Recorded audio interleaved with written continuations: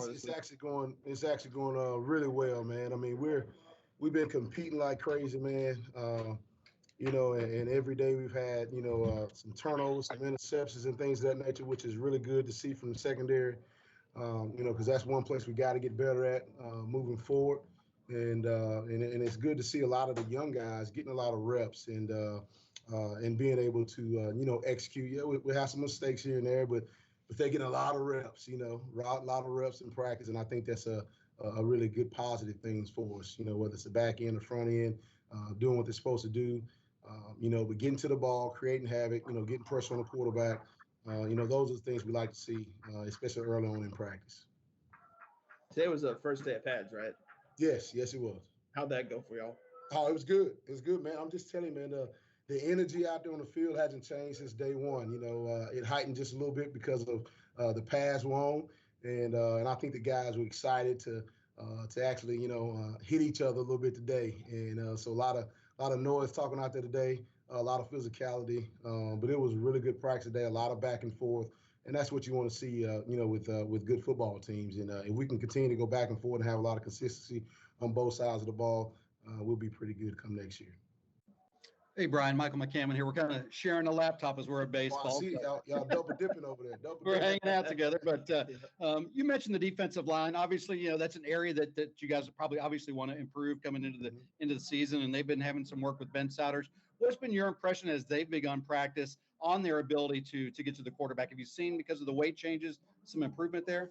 I think the guys have gotten stronger for sure. And that's a positive thing, and that's a big kudos to Ben and his staff. You see guys getting off the ball quicker, a little bit than from the fall, and that's a really good thing to see, because if you can get off the ball really quick and have a great get off, that gives you a better chance to be able to get to the quarterback.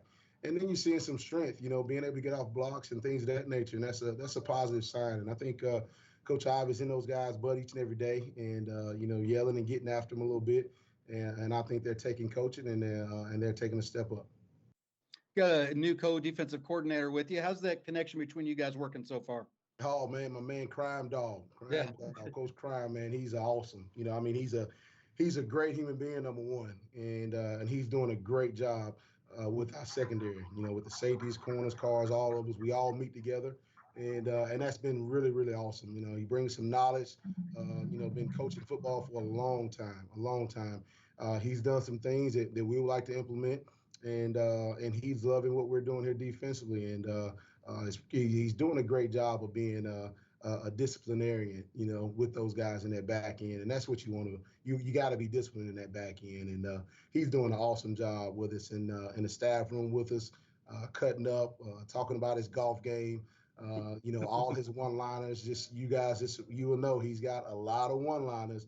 You'd be like, dog, can he not speak like a couple of sentences here and there? But he got a lot of one-liners, man. He is really, really awesome. Great guy to work with, man. And I'm so glad he's able to be on our staff for sure. So in 2020, statistically speaking, your defense did really well. Then last season, it kind of took a little bit of a step back in terms of statistical production. What are some goals that you guys kind of set out for yourselves so you can take a step back in the right direction? I think the first thing is consistency, because you see glimpses in every game to where we look like a dominant defense, and then you see glimpses in games where it's like, oh my God, is that the JV team out there?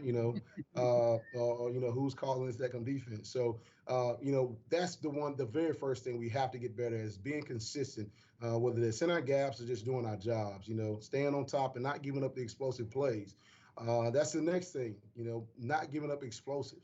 I think in 2020, we didn't give up as many explosive plays as we did this past season. We gave up a lot this past season, whether it was in the passing game or the run game.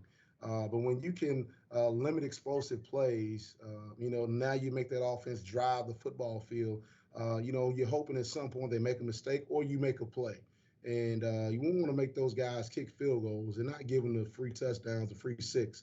Whether it's a deep post ball, whether it's a run where one of our guys, misfit a gap and it's quarters defense or whatever the case may be, missed tackles. But those are the things you got to clean up explosive plays for sure. And then the next thing is creating turnovers and creating pressure on the quarterback. When you're able to stay on top, the coverage helps pressure. and the pressure helps coverage. And so we got to do a great job being consistent with both of those at the same time on the same plays. And if we can do that, I think we can be back into that high statistical category that we were in 2020. Couple guys that are coming off the redshirt years that I'm really curious about. One is Ben Perry going to the guard position, and obviously, and I talked to Scott Satterfield about this the other day. And the other one is Caleb Banks. I mean, he's just a body you can't ignore. What's your impression of Ben and then Caleb as well? Ben is hungry, man. Ben is really, really hungry, and we knew that coming in. As a true freshman, he just wasn't, just ready to play at that moment. We played him in 4 games, but he's really, really hungry. I mean, he's texting me at 10 o'clock, 10:30 at night, asking questions about, certain defenses and things of that nature. And he's come in and met with Coach Crime multiple times. So when you have players that are hungry like that, like a Money Montgomery, he eats, sleeps, and drinks football, and Ben is getting that way. And so that's a positive thing. When you know what to do, how to do it, you're going to make plays. And that's what Ben has shown these first 3 days. And so we're very excited about being at the guard position and hopefully continue to be consistent and making some plays for us the rest of the spring. How are Trey and Monty coming along in their rehab, and how healthy in general is the defense heading into spring? Well, I think that's the one thing we have to get healthy from a defensive standpoint, especially with the guys that played a lot of football for us, right? You think about, Trey Clark, Money Montgomery, Ken Duncan is not practicing still. Chandler Jones is, limited. So that's 4 guys that's played a lot of football for us. And so we're missing those guys right now this spring. So they will get healthy. I think Money and Trey are ahead of schedule.